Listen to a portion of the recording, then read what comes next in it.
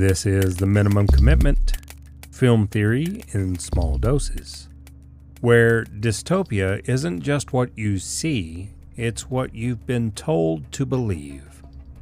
I'm Don Lawler, film scholar, high-fidelity enthusiast, and someone who knows that when language softens violence, power goes unchecked. Let's get into it.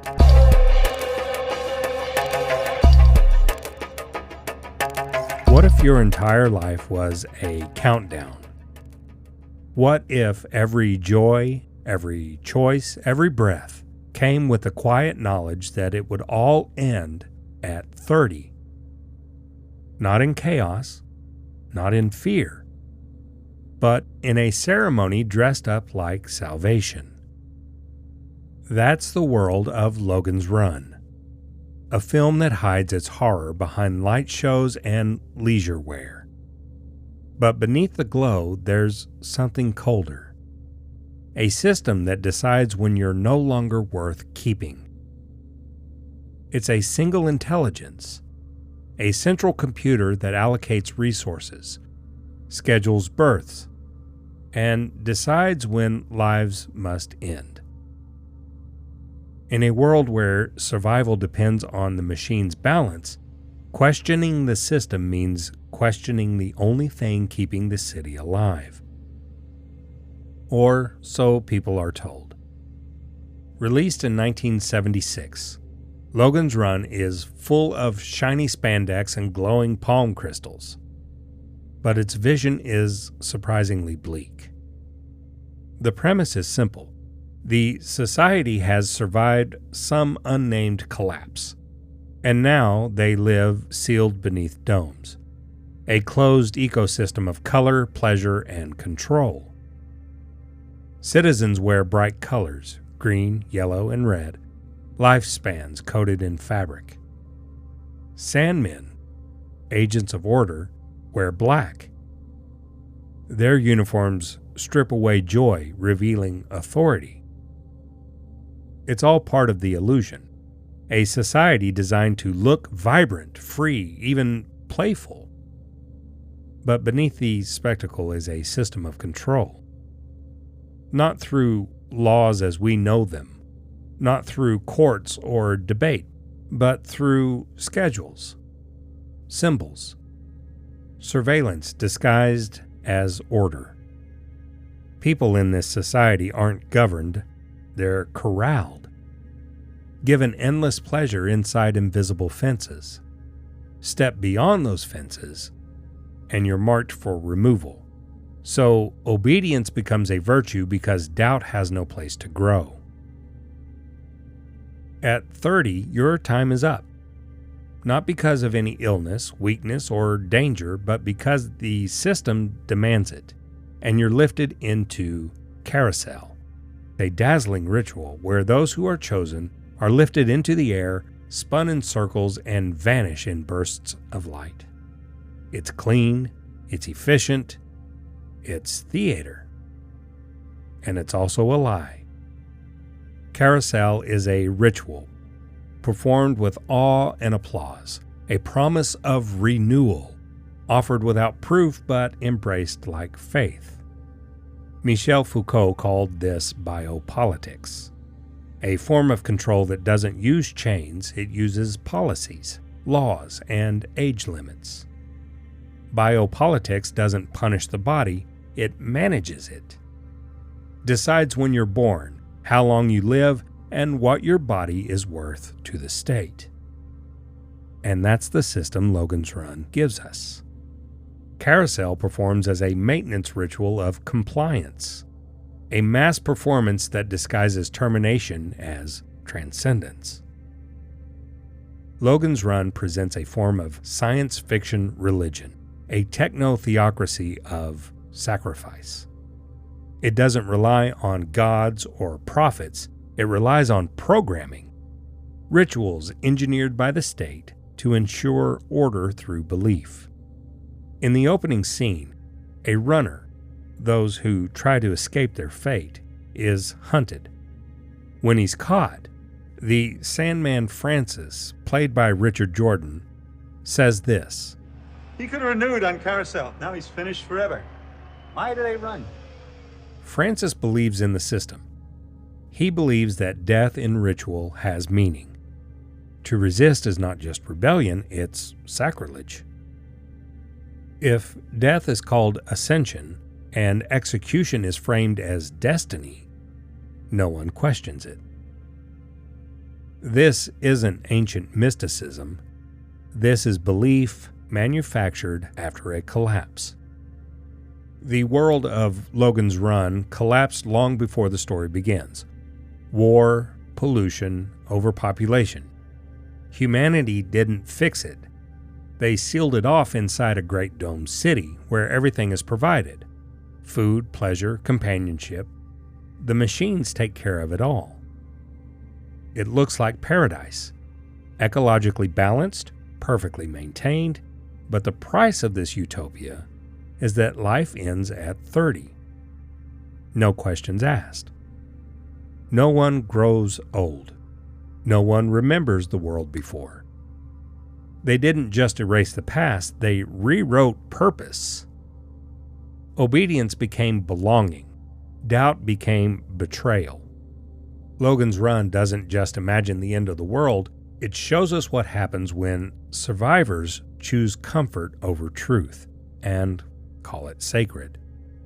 When death becomes a celebration, control becomes invisible, and that kind of control takes time. Time to erase grief, time to replace mourning with applause, time to sanctify systems that kill without question. Logan 5, played with wide-eyed sincerity by Michael York, is a Sandman, an enforcer who tracks down runners. He believes in the system until the system turns on him. His clock speeds up, his time runs out, and now he's running too. What the film shows us, quietly, is how control becomes internalized. Not just through law, but through ritual and routine. A 30-year lifespan isn't arbitrary. It's the perfect limit. Short enough to keep people eager, distracted, and obedient, but long enough to give the illusion of a full life. No one grows old enough to ask the dangerous questions. By the time you're old enough to understand the world, you've already accepted its terms. You'll never live long enough to see beyond the fences, or to ask the questions that might tear them down. Etched into the acceptance, like a birthright, is the crystal in your palm. It glows. Green, then yellow, then red. A color-coded countdown. It doesn't beep, it doesn't buzz, it just shines. Everyone can see it, no one can remove it. It's the most intimate surveillance imaginable, wrapped in the language of order and efficiency. A built-in memento mori. The intention is not to remind you that death is inevitable, but to ensure you remain aware of its scheduled arrival. This brings us to Jessica 6, played with quiet force by Jenny Agutter. She's not a rebel shouting in the streets. She's part of a quiet resistance, a network of thinkers, questioners, and believers in a place called sanctuary. She's the first one to challenge Logan's certainty, not with anger, but with belief that life exists beyond the system. She's the emotional key, the force that draws Logan out of conditioning and into clarity. Their first steps toward freedom don't lead to green fields. They lead to ice. In the frozen tunnels beneath the dome, they meet Box, a robot built to store food for the city. Voiced by Roscoe Lee Brown, a celebrated actor with a voice that could make anything sound dignified, Box once processed fish, plankton, and protein from the sea, repeating it like a cheerful commercial. Fish and plankton and sea greens and protein from the sea. It's all here. Now with the oceans gone, he's found a new source of protein. The walls are lined with human forms, frozen mid-flight, past runners preserved like meat. Box doesn't see the difference. He's still following his programming. In his logic, people are just another harvest. It's absurd. It's horrifying. And it's the perfect echo of the city they just escaped, a system that consumes life without ever questioning why. They flee the ice, climbing higher, chasing an exit they can't yet see. The cold fades, the light shifts, and then, for the first time in their lives, they break through. When they escape the structure, they don't find armies, they don't find monsters, they find trees, sunlight, fresh air, a world that still exists. The silence is overwhelming. No humming machines, no spinning lights, just wind through the leaves. And as Logan and Jessica move through this forgotten world, they stumble across something even more impossible. An old man, wrinkled, soft-spoken, living with a collection of cats in a crumbling library.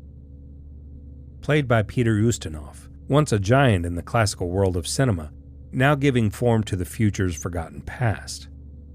It's the first time Logan and Jessica see beyond 30. And it's not terrifying, it's beautiful. The state works so hard to erase this, to eliminate the wisdom of age, the complexity of memory, the truth that life doesn't expire at 30. When Logan returns, he brings back a revelation, and when the people see the old man, the spell breaks. The computer, the technocratic leader of this sealed society, can't process a truth it didn't create. So it self-destructs and takes the illusion down with it. Logan's Run feels like camp, but it's deadly serious. It's a warning wrapped in ceremony, that control doesn't always look like cruelty. Sometimes it looks like order, like beauty, like peace. But the brutality is still there. In every countdown you don't control, and every cheer for a death you didn't choose. That's how a society survives its own barbarism, by convincing you it wasn't cruelty at all, but something necessary, something you had to accept for the greater good. The greatest power isn't ending life. It's making you believe it was time. That's your thought for the day. Minimum commitment, maximum meaning. See you next time.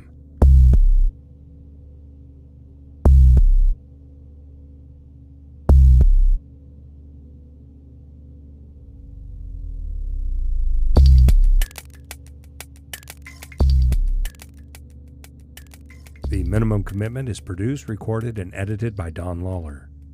Music by Don Lawler.